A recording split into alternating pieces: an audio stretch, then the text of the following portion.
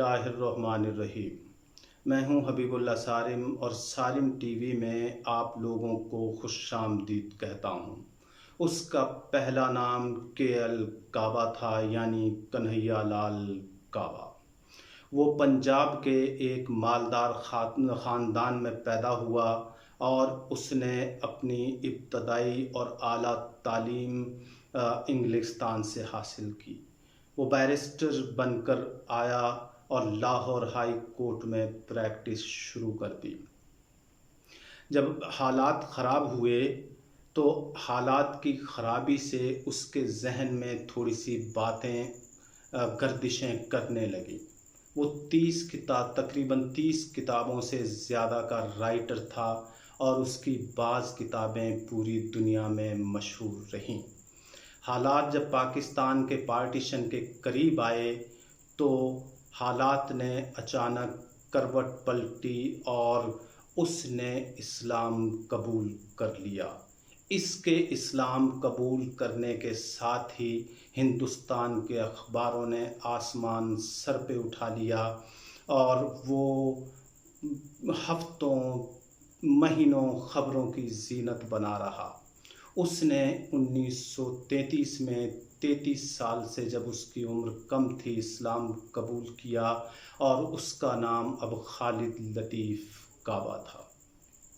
खालिद लतीफ़ गाबा ने मुसलमान होने के बाद हुजूर सल्लल्लाहु अलैहि वसल्लम पर अपनी मोहब्बत के फूल निछावर किए और एक किताब लिखी जिसका नाम द प्रॉफिट ऑफ डेजर्ट था, जिसको इतनी पजीराई मिली कि बाज़ अहले ज़ौक़ हलकों में उसको आज भी इज़्ज़त की निगाह से देखा जाता है। दूसरे नेशनलिस्ट मुसलमानों की तरह उसकी भी यही सोच थी कि सारे मुसलमान या सारा हिंदुस्तान एक मिलके एक जगह एक ही खित्ते में अमन के साथ रह सकता है।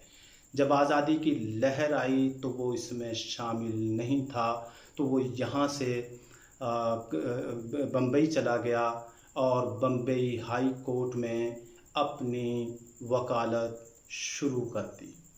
फिर उसके बाद उसने हिंदुओं के मुसलमानों के साथ रवैये पर अपना तज्ज़िया जांचना शुरू किया और उसके लिए हक़ाइक़ और एक अच्छी नज़र बीनी के साथ कोशिश की कि मुसलमानों के साथ हिंदुओं का रवैया कैसा है।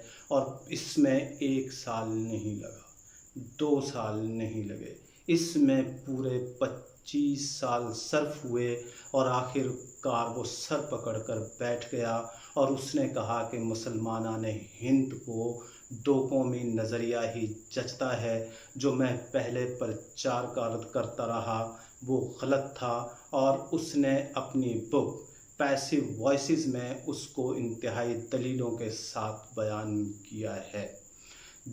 बाज़ लोग उसके हामी रहे जो एक कौमी नज़रिए के हामी थे, उसमें उनकी तादाद कोई 100 नहीं थी, 200 नहीं थी, ये तादाद लाखों और करोड़ों की थी जो एक नज़रिए के हामी थे। लेकिन वक्त ने साबित किया कि दो कौमी नज़रिया ही इसका वाहिद सलूशन था, जिसका ख्वाब और जिसकी ताबीर या जिसका लेक्चर अल्लामा इकबाल ने इलाहाबाद के खुतबे में पेश किया कि दो कौमी नज़रिया ही हिंदू और मुसलमानों के दरमियान फैसला कुन नज़रिया है।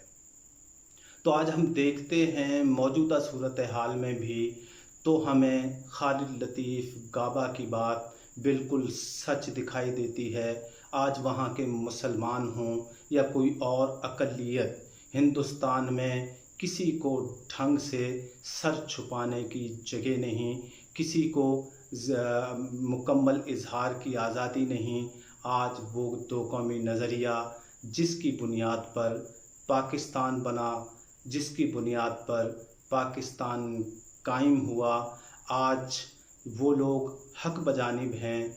मौजूदा सूरत हाल के तनाजुर में अगर हम देखें कि जिन्होंने कहा था कि दो कौमी नज़रिया ही सच है और जिनकी ज़हनियत दूसरों को दबाना اور مجھے ایک شعر بھی یاد آ رہا ہے کسی کا، چمن میں اختلاف رنگ و بو سے بات بنتی ہے، چمن میں اختلاف رنگ و بو سے بات بنتی ہے، ہم ہی ہم ہیں تو کیا ہم ہیں، تم ہی تم ہو تو کیا تم ہو، کون سی بات صحیح ہے، ایک نظریے والی یا دو قومی نظریے والی؟